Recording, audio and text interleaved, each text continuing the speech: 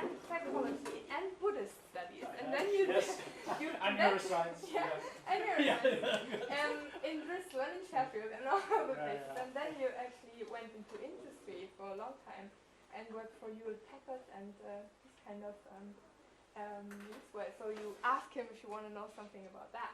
And then a few years ago you decided to do a PhD in psychology and worked with Tim Smith, and that's why we know each other from, and Jan Gilchrist, and he's in Bristol now and he's about to finish this PhD, right? I have been writing since you saw me last. I actually had 3 chapters. So it's a great pleasure that you're here despite that you're just writing. Thank you. And I'm excited about the talk. Thank you. So I'm very happy to be here at this workshop. I mean, from a selfish point of view, the program really interests me because it's everything I'm interested in, and I've been learning things already this morning on transport scales and narrative engagement and so on. And I've modified my presentation as we've been going, and I'll be modifying my PhD as well. So this is all to the good. I like this sort of workshop. I'm very happy for people to ask questions and stop me as we go along. I've got a lot of slides, I apologise for that, but they're just a way of going through a number of topics, a number of areas, and we could focus on different things.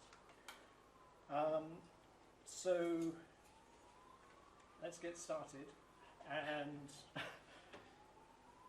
as Katrina was saying, I've got an embarrassing CV. I'm looking for jobs at the moment. It's an embarrassing CV, so I have to cross things out and highlight things. I mean, my background is in computer system engineering, so that was my background really. Although I have got a whole physics background and studied meteors before that, but I'll draw a veil over that. I ended up through computer system engineering working with filmmakers like DreamWorks and the large animation houses. And one of the things you realise is that the difference between DreamWorks and a small animator here is that they really have unlimited resources. That's the thing. So I had a conversation with them about what they wanted from their computer systems, and they were competing against Pixar and so on. And they said what they wanted was instant and unlimited rendering. So whatever the animator came up with, they could kind of send it to the rendering farm, get it back, and I don't know if you know the process of animation.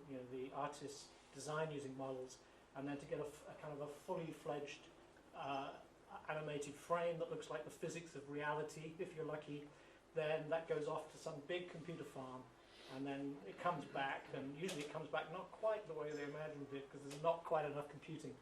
But we actually gave them unlimited computing. Hewlett Packard had thousands and tens of thousands of computers, so we just said to DreamWorks, you can have as much as you like, and we did that. And the problem we got straight away is that some of the animation, we were working on Shrek, and some of the animation became too good. And we hit this thing called the uncanny valley. So Princess Fiona, all of a sudden, sometimes she looked really good, and you couldn't distinguish her from a real actress.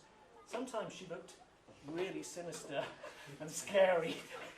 And I got very interested and started to talk to perceptual psychologists about how we could do online measures with audiences to find out whether we'd actually broken the system by making it more real. Anyway, that's just an anecdote. It's nothing to do with my talk, but that's why I became interested in psychology and started retraining, getting more interested in that than the computing and doing some filmmaking.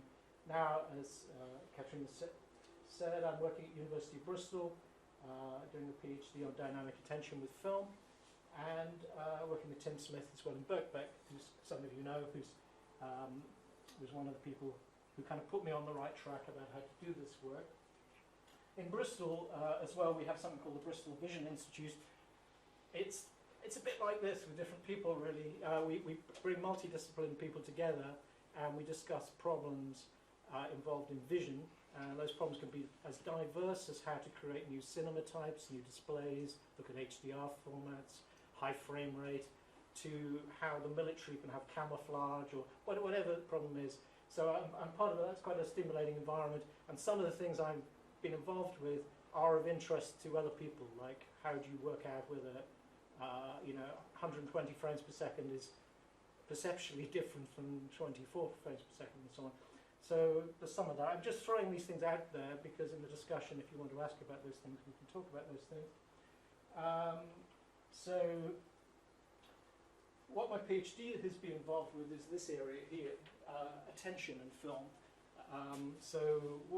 There's been a big study of attention within psychology since the 1800s, which is incredible. People have been studying this thing called attention. You know, the mischievous part of me would say nobody knows what it is, but we've been talking about it for 150 years. And it's like a lot of things in psychology, you know, how we define constructs, how we measure them, and so on.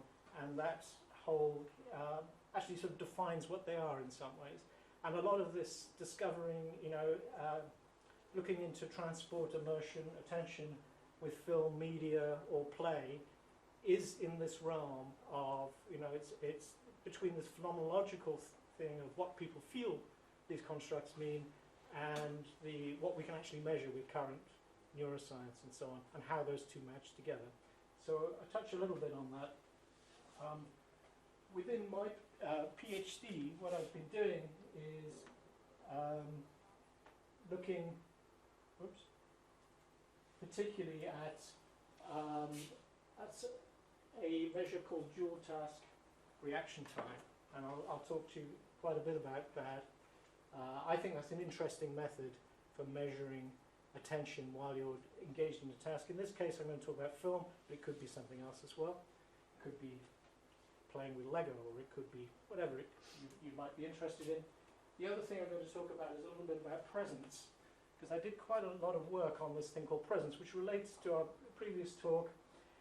You know, presence is a phenomenological way of, well, sometimes it's a phenomenological way of discovering how present you are in a narrative world or in a remote world. I'll talk a little bit more about that, because I did this work first on presence in film, and then my PhD I focused on this attention with the dual task, and how those two things relate is an interesting discussion, interesting question. Also, I've done quite a lot of eye tracking. Working with Tim Smith, you can't help but do eye tracking. So there's a whole section of my work about how the eyes behave in film and how you can use those to measure attention, to measure immersion, what those two things might mean. I'm not going to talk about that at all. We can touch on that later in the discussion if you like. I talked a little bit about that in SCSMI a couple of weeks ago, for those of you who were there. This taxonomy has been put up a number of times in different forms already, and I think it's going to occur several times during these 2 days. So, you know, as I was saying, the question is, what can you actually measure? You know, using current technology and so on. So there are all sorts of methods. There are biological measures. You can measure heart rate. You can measure skin conductance, which supposedly relates to emotional valence, but also changes when the heating goes up. So all these things have advantages and disadvantages. There's EEG, the electrical measures of the ERP, which I know Katrina's an expert in. I'm starting to dabble. And there's neuroimaging, which Matt's going to talk about later. So it's very fashionable to take a picture of the brain. You need somebody as clever as Matt to put a good story about it, to what it means, and so on. I would never be able to come up with the right stories. But no, neuroimaging is an approach. The thing about all these measures is, you know, how do they relate to phenomenological experience? So you've always got some correlational aspect then of how they relate. And then on the other side, you've got the people who are all different ages, different gender, different personalities. And also the films are different classes of film out there, different classes of system we're testing. And then the film image content as well is multi-layered. You know, the image layer, the pixels on the screen, the illumination of those, going up to the kind of motion characteristics, the directorial characteristics. So the film itself is a very complex physical entity, just from a physics point of view and from an editorial point of view. So that's kind of the landscape for all this work. So as we say in English, there'd be dragons in this area. Don't go there. But we did. So the psychology of moving image is something that perhaps a lot of people say goes back to Munsterberg, 1914. He wrote this beautiful book. He's a psychologist at Harvard. Film was new, and he got so excited about film. He said, now we can understand the human mind. We have this great thing called film. People are engaged in it. It's got many aspects of the real world. We can repeat it, and so on. People are getting emotional. People think trains are coming towards them, and so on. They're transported into this world. He uses all this language in 1914. Unfortunately, he doesn't get to carry most of that out for various reasons, which I won't go into.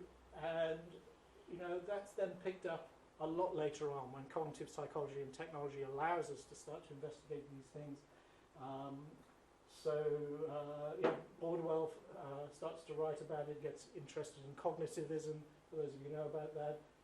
Yuri Hasson does the first imaging study, and I think it sort of sets the stage because he finds out that if you show the same people the same film, the same brain areas cross-correlate against those individuals, so certain brain areas correlate.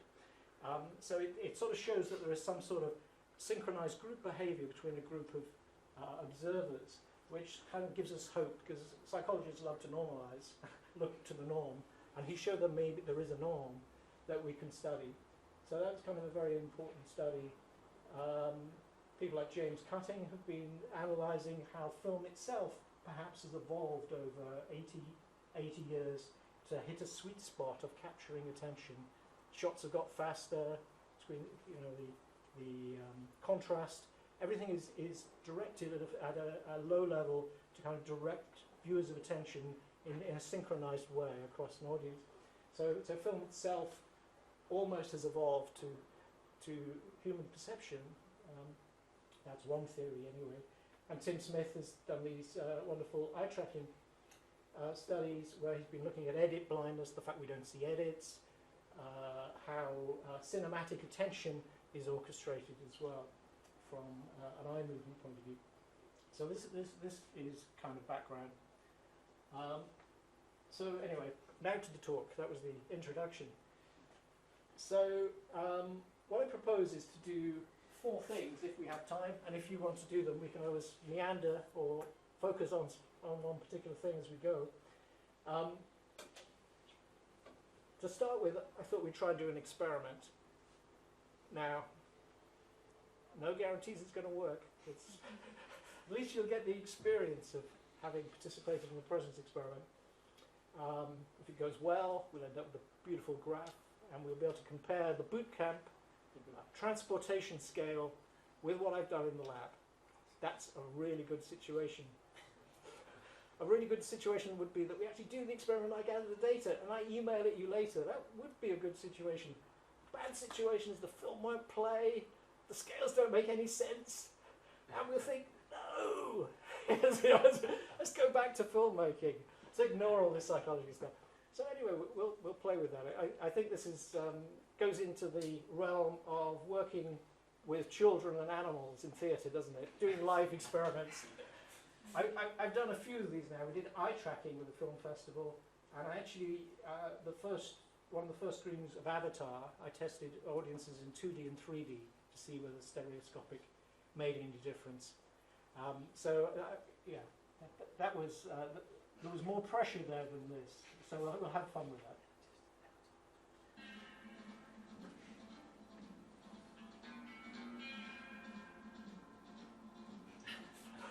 So that's the film we're going to use, because it happens to be the 50th anniversary with the good, the bad, and the ugly, and this is the first film that Yuri Hasson used for the audience synchronization experiment. So we're kind of, if this film doesn't work, nothing will work. So we're going to give this one, right? So here's the experiment. Before we just let me finish the overview of the talk. I got excited by the experiment. yeah, I'm going to talk a little bit more about the presence measure that we're using here and give you some background on that. I'll talk about the dual task, which is mainly the work in the PhD and maybe how you can adapt and use that. And then we'll have a discussion, what exactly is that measuring? And I'll offer you work in progress, my ideas about that. So everybody needs one of these carefully designed psychological instruments. And you need a pencil or a pen, which I know is often challenging in this computer time.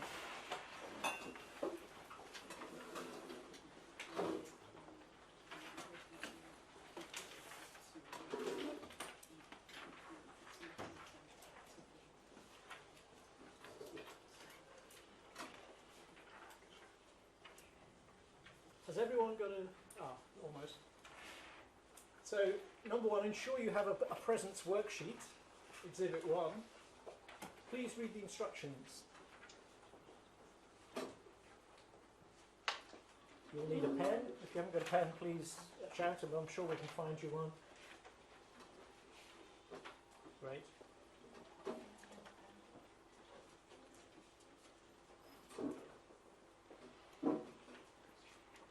You need a pen? Yeah, go for it. Do we have another pen here? One more that we can lend for?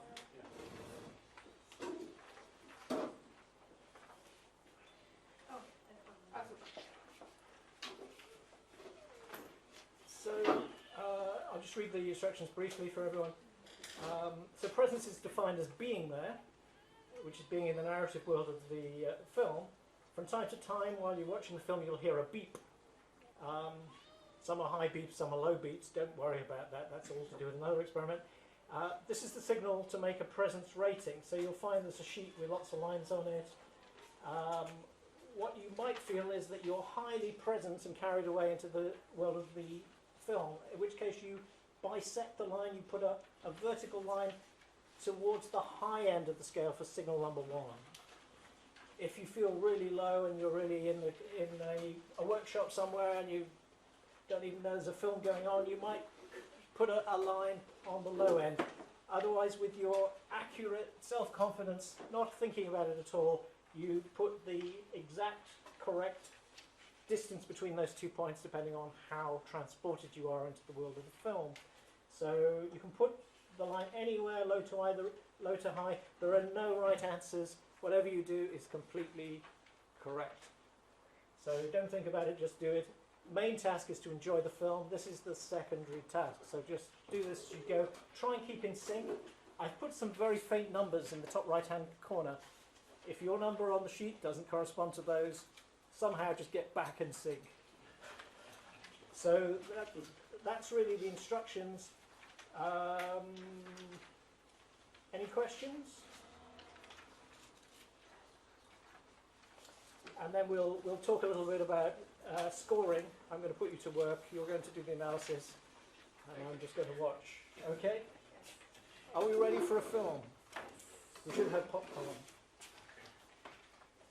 You told me, you know. Yeah. Totally come up with it. I only thought about this on Sunday or something like that. Tomorrow we'll popcorn. Yeah, Katrina said, could you do something like live? And I was thinking, oh yes. Yeah, on Sunday night. Here we go.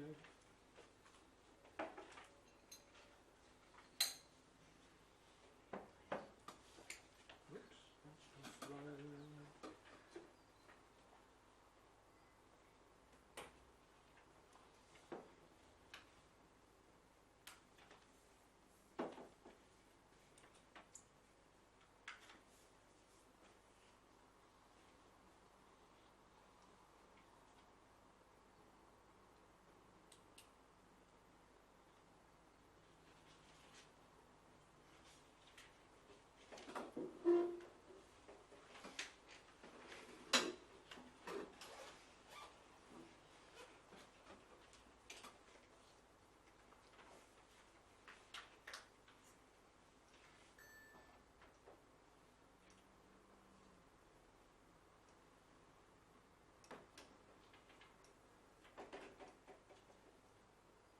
Okay.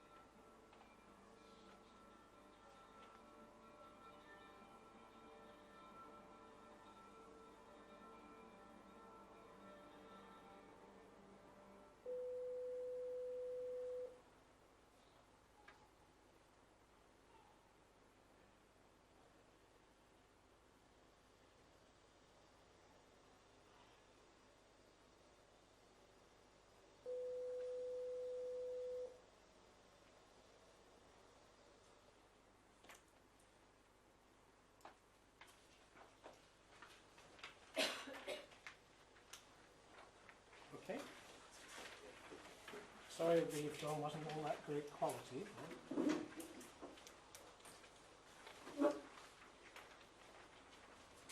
So,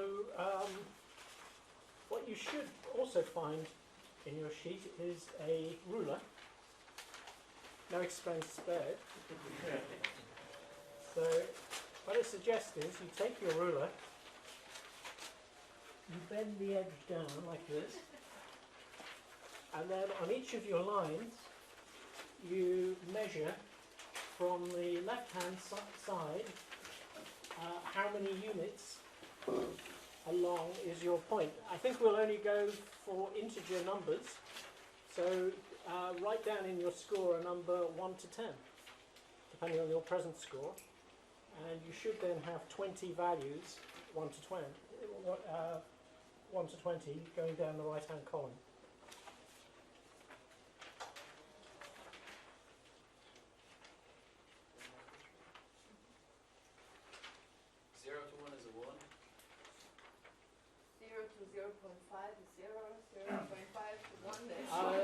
Shall we round down? Yeah. Let's round down. Always? Okay. This is very precise psychology we deal with here.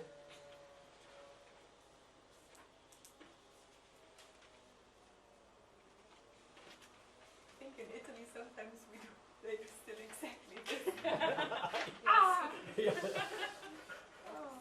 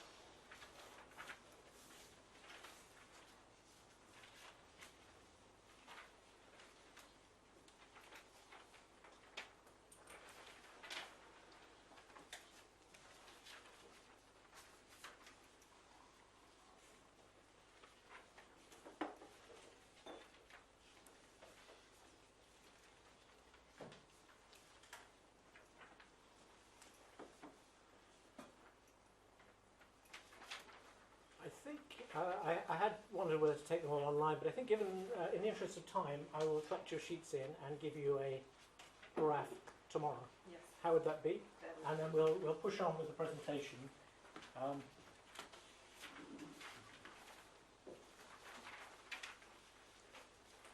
So if you just perhaps leave those at the front on your way out for lunch. Thank you for your participation. If anyone feels traumatized and would like to withdraw from the experiment at this point, we have enough psychologists in the room to give you therapy as well. Yeah, I don't know what ethics would make of this, but anyway, we'll move on. So what we've been doing is using a presence measure, as was mentioned earlier today, presence was something developed in the realm of virtual reality, virtual environments, and remote working. Teleworking was kind of the start of presence. The early versions of Skype, we could barely make out there was a person on the other side. People would say, "Oh, I feel entirely present in that remote environment." So that was the initial thing that presence was used for. What we've done here is we've made the statement, the bold statement, that axiomatically presence can be used to talk about being transported into the narrative world of the story. This is kind of backed up by the sort of work that was talked about earlier this morning. Green and Brock and so on. Matt's done work on this. I think when I started this, I wasn't really aware of that work. To be honest, I just boldly went into this and suddenly realised, as ever in psychology, you do something right and you realise that lots of people have headed that way before. If you read the presence literature, there's about 20 years of presence literature. I sat down in the library once and just went down a magazine called Presence, a journal called Presence, from top to bottom. They've done everything. Everything that we're talking about now, they have done, but in cruder forms. You know, biological measures, heart rate measures, you know, EEG and so on, to try and relate this to this idea of presence. Phenomenological measures. A lot of it relies on post hoc questionnaires, though, which has some of the drawbacks that we discussed earlier. It actually is going through long-term memory. So the longer the film, the less reliable that's going to become. The longer the gap before you actually take the answers from people, the less reliable that's going to become. We did some studies trying to look into this problem with long-term memory in the light of witness testimony and so on, and we concluded you were actually getting different answers from online versus that. But it's not something I'm going to talk about here. But that was the motivation to go for this online measure, where subjectively during the experience you're actually asking people how present are you in the remote world of the story. The problem with that, the downside, is it obtrusive? Is it spoiling the experience of watching the film? So that, you know, all these things have pluses and minuses. So this is the line bisection measure we came up with. The good thing about it is a whole system assessment. You're telling people whether you're transported somehow. We've kind of done work that with eye tracking as well that shows it relates to arousal, it also relates to dual task, presence and so on. What I thought, I'd just show you some of our results in using this presence measure. This is The Good, the Bad and the Ugly, which you just watched. This is a 40-minute segment, the same 40 minutes that Yuri Hasson used for his fMRI study. And you see slow immersion or transportation, if you like, into the world of the story as you kind of progressively move with time, which is kind of interesting. Could that be fatigue? Could that be, you know, being more involved in the story, more transported away? But we've seen this with a number of films, actually, this sort of slow immersion or transportation or sense of presence, subjective presence, as the film progresses. The right hand is results from the Avatar study we did. The orange is 3D, stereoscopic 3D. The blue is 2D. You don't really see any great dramatic results overall for 3D, which is slightly upsetting for those people who are pushing 3D. But at times it's better. Certainly, interestingly, the first scene where I don't know if you're aware of kind of production of stereoscopic 3D, usually in the first few minutes, that you try as many kind of stereoscopic 3D tricks as you can just to acclimatise the audience. And in Avatar, they're in that sort of spaceship, and it all kind of 3D works really well in the first 4 to 5 minutes. Could talk a lot about 3D, but that's a whole other topic. This is with The Good, the Bad and the Ugly, and we separated out shots of faces and landscapes with presence, and actually found this same interaction effect that they found in the fMRI data, which is kind of nice. We published that. That's in Shushenko, Mies, Hinde 2012, so if anyone wants to use the presence measure. Just as another aside, we also used it for reading. I did a whole lot of stuff on reading studies, and this was with an ebook vendor to see if different colour fonts in ebooks would create better transportation into the story. We just put numbers in the margins and gave them the presence measure as they were reading, and we got some quite nice results. I should also say, I'm brushing over this a little bit because I want to talk about the dual task, but there is good agreement, good statistical agreement across participants. It's a statistically valid measure that we're taking here. From construct point of view, what exactly does it mean is always the slight elephant in the room, if you like. There is no ground truth in any of this. We're all kind of floating in with various references, you know.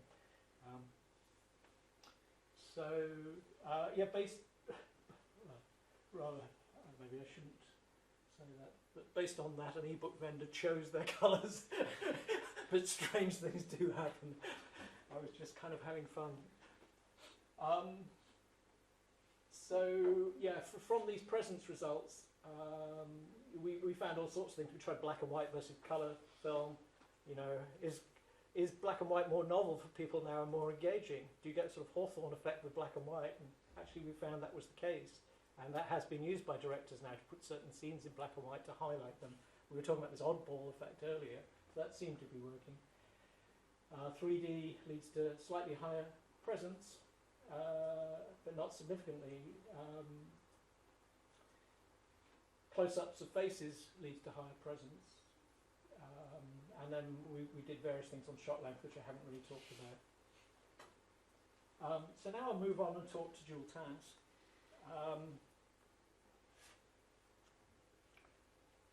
I think the reason why we moved over to using dual task is that there is a very big wealth of literature on dual task attention, which I kind of wanted to reference and build on. So that was one of the reasons for maybe using that for the PhD. I was also aware that Annie Lang, I don't know if you, those of you who know Annie Lang, had used dual task as a method with communication, mass communication studies, you know, notably advertisements and whether people's attention is heightened by designing the adverts or various editorial devices in producing adverts. So it had kind of a long literature there, using it with moving image. So those were two of the reasons for moving towards dual task. Let's talk a little bit about attention. Everyone quotes William James. So you know, it can be defined simply as a selection of one source of information over another, paying attention to something. William James also said that we can't hold attention on one thing for very long as well, that attention is a fleeting thing. So there are various, these are kind of the groundings. You know, James was sort of like the father of modern psychology. He sort of defined where the areas were and gave beautifully scripted kind of definitions for these areas.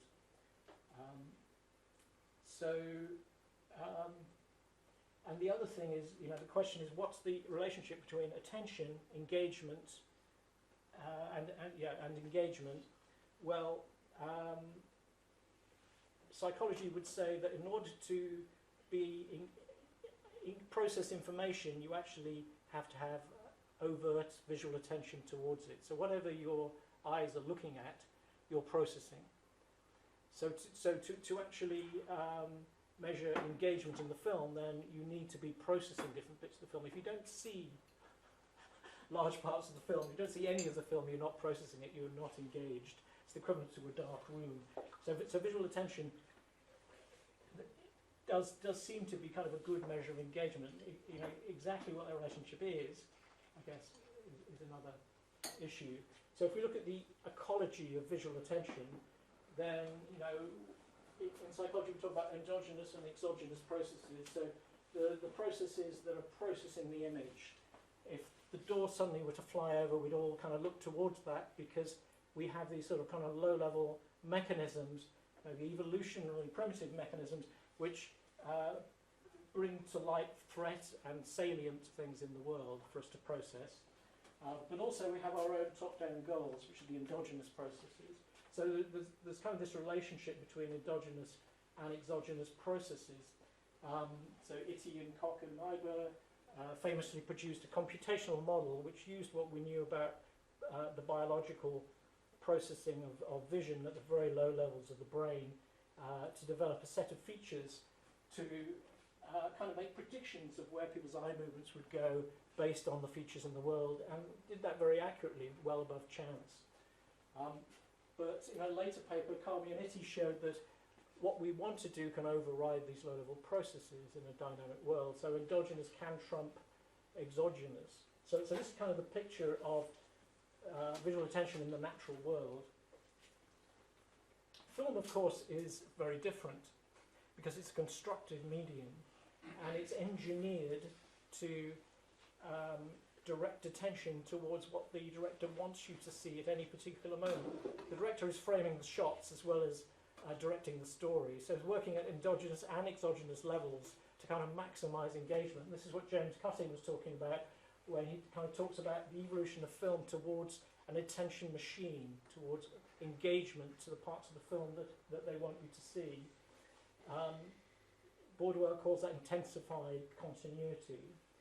And as we're saying, the eye-mind hypothesis is what you're looking at is what you're thinking about, what you're processing. This is interesting experiment by Tim Smith and Lester Losky on the tyranny of film. What they did is they kind of separated people out into groups depending on what they thought was going to happen next in a particular sequence from Live and Let Die, which is a little bit being shown here,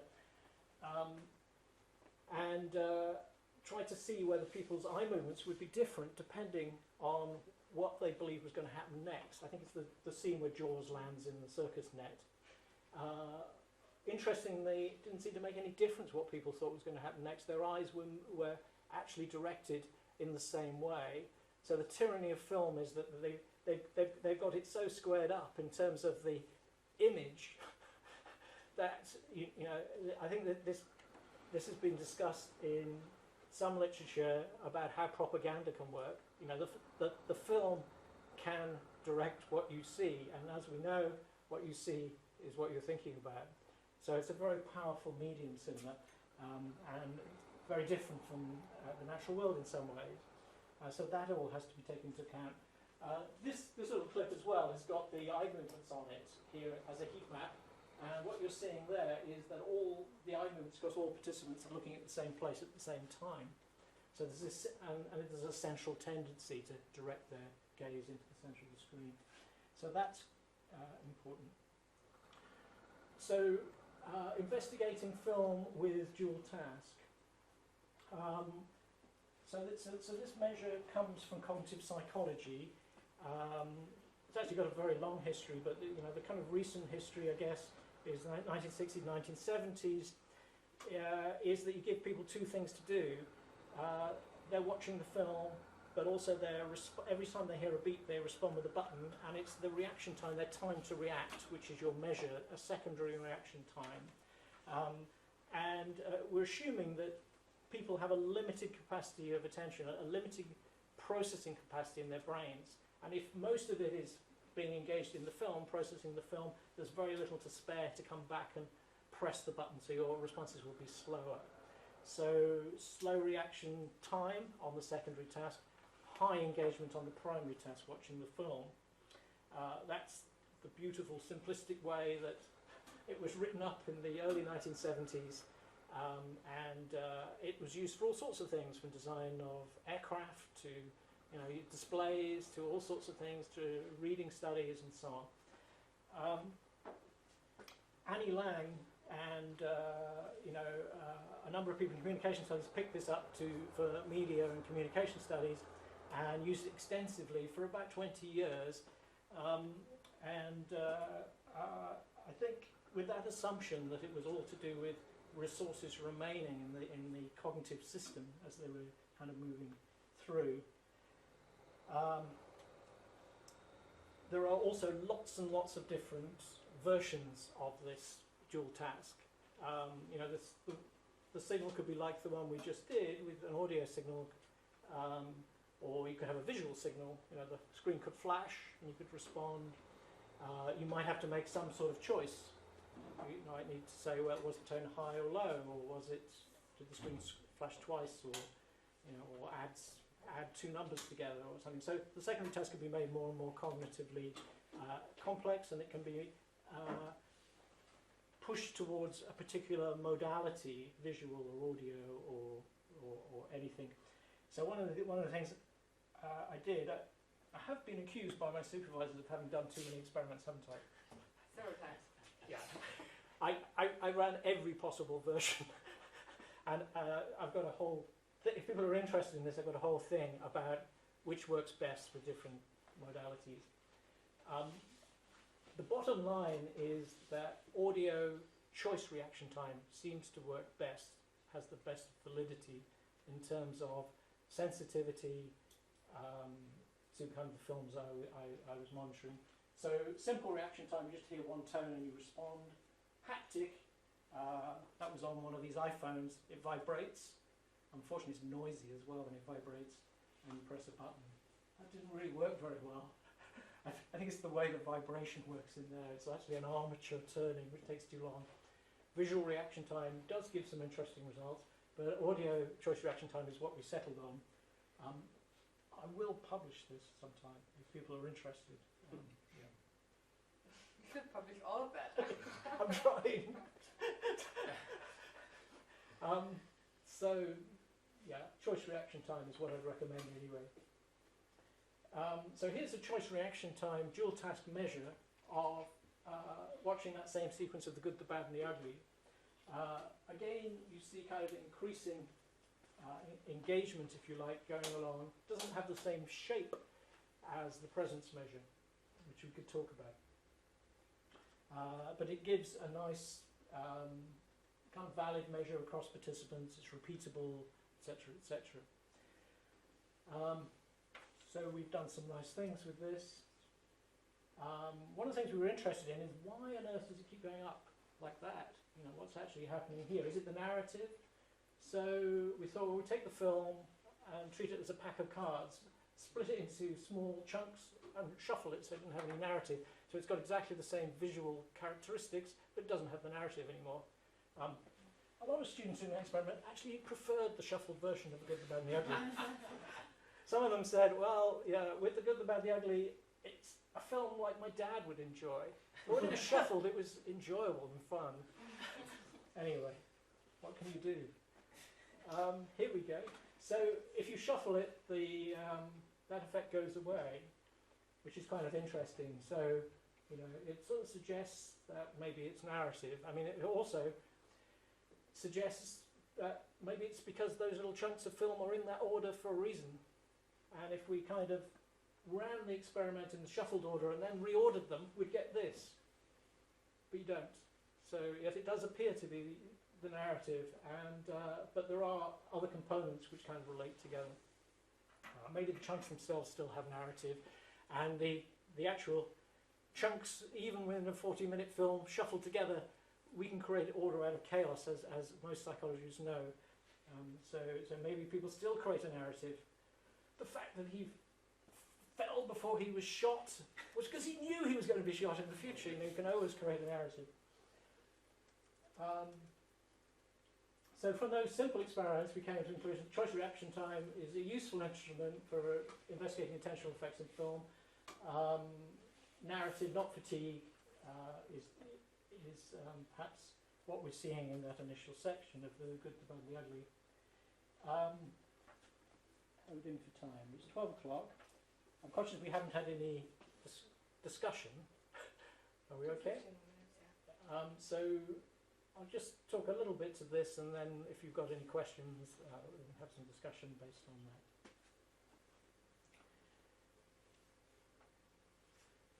So as I was saying, you know, dual task assumes this fixed capacity model of attention. Secondary reaction time reflects resources remaining under this model. However, if you go back through the literature, that's not really what everyone found. So if you look at the reading studies, you know, they're a real mixed bag. You know, the first study all worked amazingly well. The second time they did it, more complex texts used more cognitive resources than simpler texts, and so on. So there are these sort of confusing results in the literature. They sort of dug themselves out of the hole, you know, trying to make the results fit this model in various ways. Matt's written some nice things about this in his thesis. You know, one of the things he says about their texts is the more complex texts are maybe just confusing beyond belief. You know, there's just a series of cryptic, ambiguous statements which people would just get bored with and disengage from. So could it be that transport is what we're measuring? transport into a narrative world, and if the narrative world isn't coherent, we wouldn't be transported. There are also contradictory results in media studies, so Annie Lang and others went back and did a meta-study on 20 years of using dual task with media and found similar contradictory results. More complex media messages or adverts required less resources than simpler. Again, Matt writes about this, and I don't know, am I stealing your thunder here by saying this? No. Says that maybe the number of camera movements, which they define as complexity, actually again perhaps just makes the whole thing very confusing. So all that's quite interesting, and I think it shows that with all these measures that their definition, their construct validity is always needs to be questioned and thought about. Does dual task measure transport? Well, the way I'm measuring transport is not the same way as other people are measuring transport, but this is my comparison. They do correlate. They correlate very highly, but they're not exactly the same. I can make the presence measure fit a power curve, so they certainly have characteristics. So one of the questions I wanted to ask as part of my PhD work is, could I create a model to start to, could I actually create a model and make predictions about dual task in order to try and test theories of what it meant. So if you take a kind of simple model of attention, you've got exogenous effects at the bottom, you've got some narrative at the top, so wave your hands a bit and produce a model.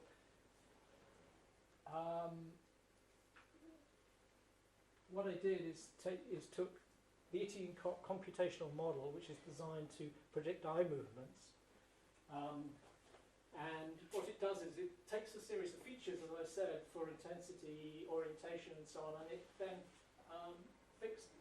runs an algorithm called winner-takes-all algorithm, and comes up with a prediction as to where the highest saliency points were on the image, and then predicts the eye movements that are going to be in those points. What it is, I got rid of all that and just used the features and created time-dependent variables for all the low-level features. So I ended up with 72 time-dependent variables on exogenous effects, and added different films, and added something for narrative and not narrative by shuffling them as well, putting them in, shuffled and unshuffled. Ran all those through test participants, ran all those through a computational model, and had a look to see whether this simple model could make predictions on dual task. So these are all the different variables. Also put audio in as well, put a loudness factor for audio, because certainly in the case of this dual task, the audio soundtrack is masking the signal you're hearing from time to time, and is also having an arousing effect. And kind of created this model, which does seem to have, it's very simple. The Etienne model is only one model. There are much better models. But this does seem to make, for those of you who know regressions, the R squared was 28.28, so it's predicting 28% of the variance, about a third of the variance with two films. With one film, it predicts about 50%. So the more films you get in, the model degrades. So there's, for those of you who are interested, there's kind of a more complete analysis of this. Chapter 3 of my thesis. Yes. So anyway, takeaways, and then maybe we could have a discussion. Online presence does appear to be a versatile self-report measure, not distorted by long-term memory. What does it mean, I guess is the question. Our preliminary results indicates that attention and presence do relate, but not in a linear way. Again, audio dual task choice reaction times does seem to be a valid measure. Again, the interpretation, and I would say that this modelling approach does seem promising. It probably needs more work, but it does seem a way to go, because I would argue that any of these constructs are only valid in terms of their own model. And one of the problems is whether or not we can define the model more precisely in more than a sentence, actually mathematically or computationally define the model. So that was the reason for trying this approach.